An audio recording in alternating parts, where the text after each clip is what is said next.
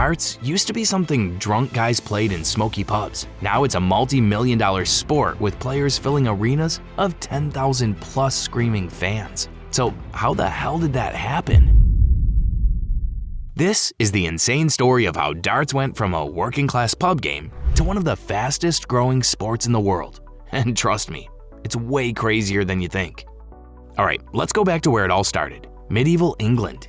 Soldiers would throw short arrows at the bottom of wine barrels to pass the time. Eventually, they started using tree cross-sections as targets, and the cracks in the wood created natural segments. Fast forward a few hundred years, and darts became the ultimate British pub game. Workers would finish their shifts at the factory, head to the local pub, grab a pint, and throw some darts. It was cheap, accessible, and didn't require any fancy equipment. But here's the thing, it was just a pub game. Nobody was getting paid. Nobody was famous for playing darts. It was just something you did while drinking beer. And that's how it stayed for decades.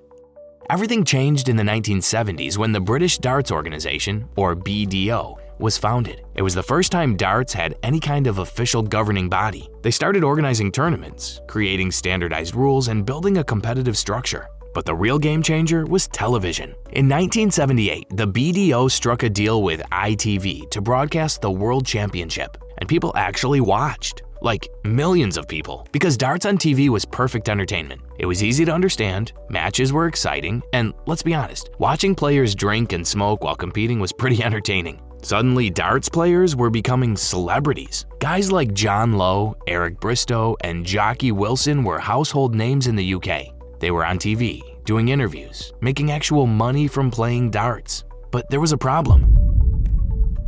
The BDO was old school, conservative, and didn't really know how to capitalize on darts' growing popularity. They were happy keeping it as a traditional sport, but some players wanted more. They wanted darts to be bigger, way bigger. In 1992, a group of top players got together and said, you know what, we can do this better. Led by players like Phil Taylor, Rod Harrington, and others, they broke away from the BDO and created their own organization, the Professional Darts Corporation, the PDC. And the BDO absolutely lost their minds. They banned the PDC players from their events, tried to sue them, and basically went to war. For years, there were two separate darts organizations, two world championships, and a bitter rivalry between them. But here's where it gets interesting.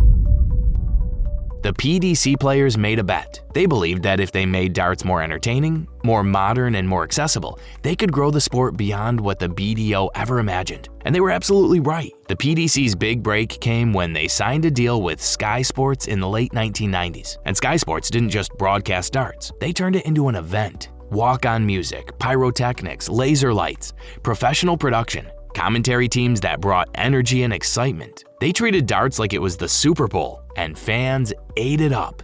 Suddenly, darts wasn't just a pub game on TV. It was a spectacle. Players started developing personalities, rivalries became storylines, and matches felt like genuine sporting drama. The BDO was still doing traditional broadcasts, quiet crowds, polite applause, very formal. The PDC had crowds chanting, players celebrating, and an atmosphere that felt like a rock concert mixed with a sporting event. Which one do you think people preferred?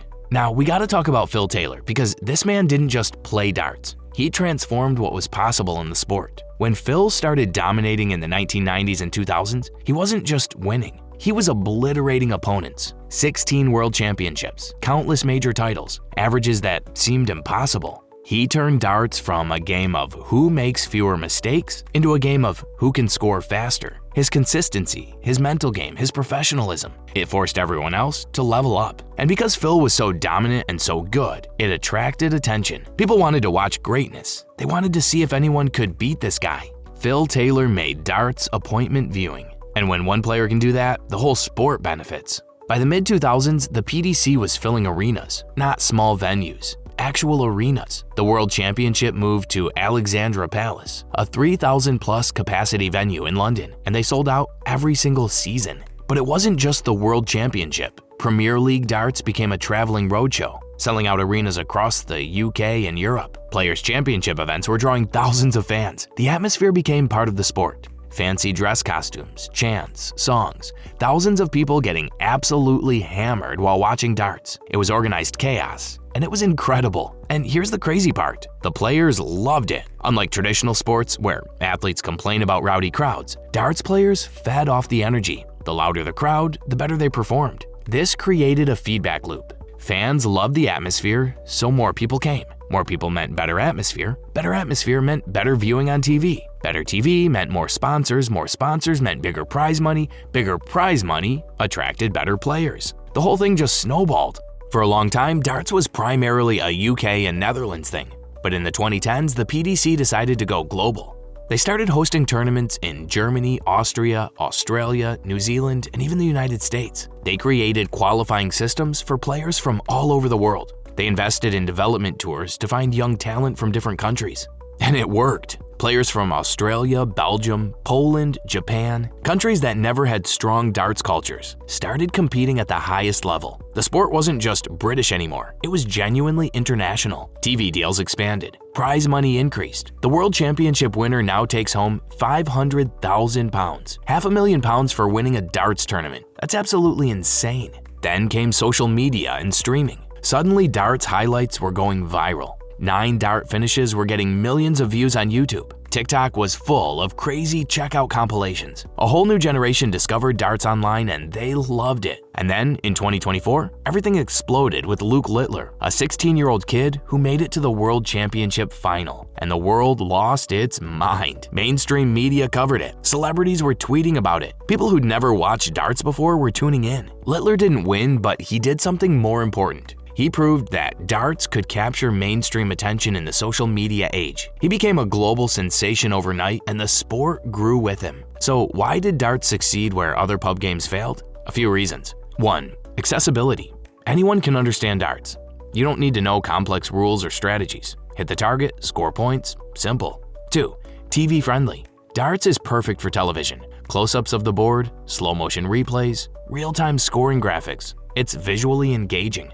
3. Personality-driven. Darts players have bigger personalities than most traditional athletes. They're characters, and that makes for great entertainment. 4. The atmosphere. The crowd involvement makes darts unique. It's not just a sport, it's a party. 5. Constant action. Unlike sports with downtime, darts is non-stop. Someone's always throwing, scores are always changing, tension is always building. Number 6. Smart marketing. The PDC understood that entertainment sells. They didn't try to make darts stuffy and formal. They leaned into the chaos.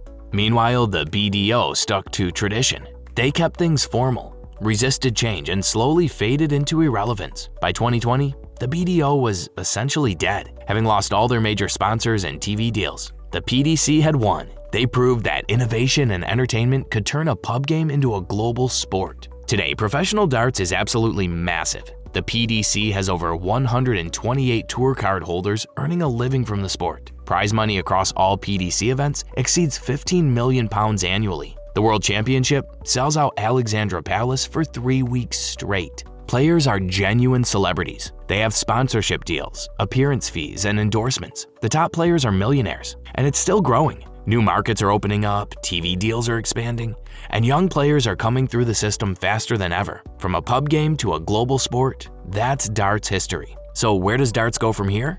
Well, the PDC is targeting the United States hard. They're hosting more events there, creating American development programs, and trying to break into the massive US sports market.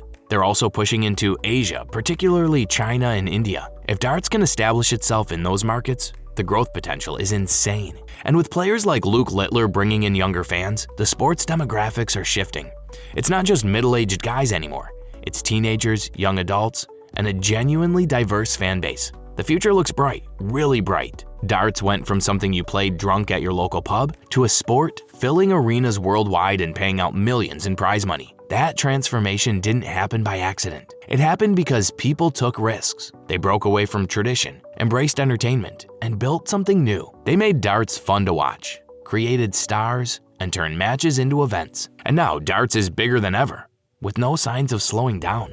So next time you see a darts tournament on TV, remember, you're not just watching a pub game. You're watching a global phenomenon that changed sports entertainment forever. Now, if you want to see just how crazy professional darts can get, check out this video on the 20 craziest moments in dart history. Trust me, some of this stuff you won't believe actually happened. What are you waiting for? Click it right there. Go watch it.